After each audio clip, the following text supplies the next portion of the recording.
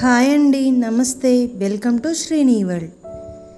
ఇవాల్టి వీడియోలో మనం వరలక్ష్మి వ్రతం రోజు ఏం చేయాలి, ఏం చేయకూడదు, కలశంని ఎప్పుడు కదిలించాలి, కలశంలో వాటర్ ఏం చేయాలి, కలశం కింద బియ్యం ఏమి చేయాలి, కొబ్బరికాయని ఏం చేయాలి, ఇలా అన్నింటి గురించి తెలుసుకుందామండి.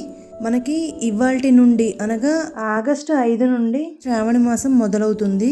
ఈ శ్రావణ మాసంలో ఆడవారందరూ పూజలతో చాలా బిజీగా ఉంటారు కదా. ఈ సంవత్సరం వరలక్ష్మి వ్రతం వచ్చేసి ఆగస్టు 16వ తారీఖు. ఈ వరలక్ష్మి వ్రతం రోజు మనం అమ్మవారికి పూజ చేసేటప్పుడు మనం కూడా అమ్మవారిలాగా రెడీ అయ్యి పూజ చేసుకుంటే చాలా మంచిదండి. అండ్ అమ్మవారికి పెట్టే ప్రసాదాలలో ముఖ్యంగా బియ్యంతో తయారు చేసే ప్రసాదాలంటే అమ్మవారికి చాలా ఇష్టమండి. అవి పులిహోర, పరమాన్నం, దద్దోజనం, కట్టె పొంగలి ఇలాంటి ప్రసాదాలంటే అమ్మవారికి చాలా ప్రీతికరం. ఆవు పాలతో పరమాన్నం చేసి పెట్టారంటే చాలా మంచిదండి. మీరు ఇన్ని రకాలు చేయాలి అని రూల్ ఏం లేదండి. మీ శక్తి కొలది మీకు ఓపిక అయినంత వరకు మీరు ఎన్ని చేసుకోగలిగితే అన్ని చేసుకుని అమ్మవారికి నైవేద్యం పెట్టుకొని పూజ చేసుకుంటే సరిపోతుంది.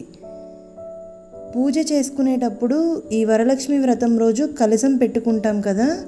ఈ కలశంని పూజ చేసుకొని సాయంత్రం మళ్ళీ దీపారాధన చేసి, దీపారాధన కొండెక్కిన తర్వాత కదిలించకూడదండి.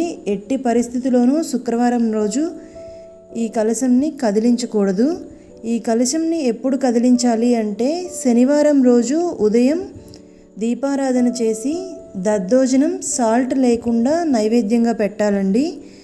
ఇలా దీపారాధన చేసుకొని నైవేద్యం పెట్టి దీపారాధన కొండెక్కిన తర్వాత ముందుగా మనం పసుపు గణపతిని చేసుకుంటాం కదా. ఆ పసుపు గణపతిని కుడివైపుకు కదిలించి యథాస్థానం ప్రతిగచ్చతి అని మంత్రం చదువుకొని కదిలించాలి. ఆ తర్వాత మనం కలశంని జరుపుకోవాలి. ఈ పసుపు గణపతిని ఎట్టి పరిస్థితిలో కూడా తులసి చెట్టులో వేయకూడదండి. ఎందుకంటే గణపతికి తులసికి వైరం అని ముందు నుండి అంటూనే ఉంటారు. అందుకని పసుపు గణపతిని ఎట్టి పరిస్థితిలోనూ తులసి చెట్టులో వేయకుండా మనం మంగళసూత్రంకి రాసుకోవచ్చు. అలాగే మిగిలితే మొఖనికి కూడా రాసుకోవచ్చండి. అంతేకాని మీరు ఇది మొక్కల్లో తులసి చెట్టులో వేయొద్దు. అలాగే కలశం కింద పెడతాం కదా, బియ్యం వేస్తాం కదా, ఆ బియ్యంతో స్వీట్ని తయారు చేసుకోవాలండి. ఈ స్వీట్ని చేసుకొని ఇంట్లో ఉన్న వారందరూ తిని బయట వారికి కూడా పంచిపెడితే చాలా మంచిదండి. కలశం మీద ఉండే కొబ్బరికాయని కూడా వీలైతే ఎర్రటి జాకెట్ ముక్క తీసుకొని దానిలో కట్టి గుమ్మానికి కట్టుకోవచ్చండి. ఇలా కాదు అనుకుంటే దాంతో కూడా స్వీట్ కొబ్బరి ఉండలు కానీ కొబ్బరి లవ్స్ కానీ ఇలా ఏదైనా తయారు చేసుకొని ఇంటిళ్ళపాది స్వీకరించి బయట వారికి ప్రసాదంగా పంచిపెట్టాలి.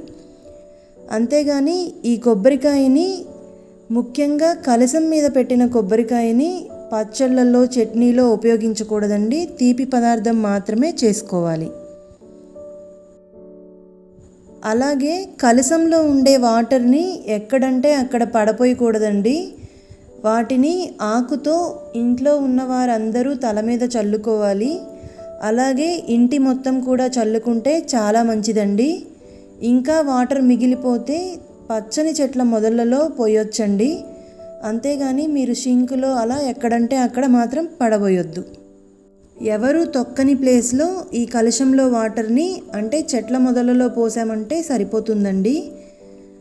అంతేనండి ఇవాల్టి వీడియో.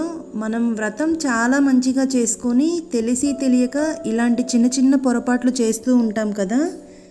నాకు తెలిసిన, నేను తెలుసుకున్న కొన్ని విషయాల్ని మీతో షేర్ చేసుకున్నానండి. ఇవి మీకు ఎంతో కొంత యూజ్ అయ్యాయి అయితే అనుకుంటున్నాను. ఒకవేళ మీకు కనుక ఇవి హెల్ప్ అయ్యాయి అనుకుంటే తప్పకుండా లైక్ చేయండి, షేర్ చేయండి, కామెంట్ చేయండి.